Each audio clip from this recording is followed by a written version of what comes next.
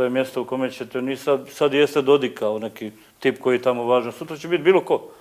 Sutra ćete i vi ako budete smetali svojim političkim stavama i promijenite svoje političke stavove, pa onda i vi kažete da je Bosna i Hercegovina treba da nestane, pa onda nema koristi ni za koga, da je to muslimanska zabluda, da on misle da će izgraditi Bosnu i Hercegovinu i tako mnogo čega drugog, vjerojatno će i vas onda početi ganjati za nešto. Treba se baviti politikom, da se baviti politikom. Dobro, imate svoje javno, ja ne govorim... Da ima naravno svoje mišljenje, ali ne iznosim ga javno, pa tako da... Pa se može prepoznati. Pa dobro.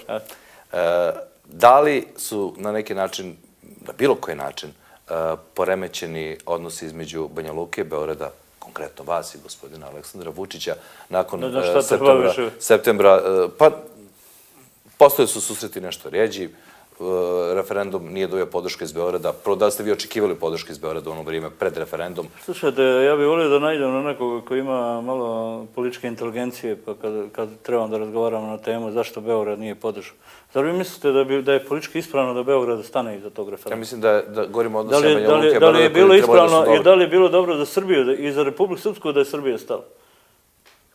Ili možda možete ovako da posmatrate priču. Možda, a šta mislite ako je, rećemo, postoje neki, evo da ne kažem, prečutan dogovor o tome, da baš se tako to postavi?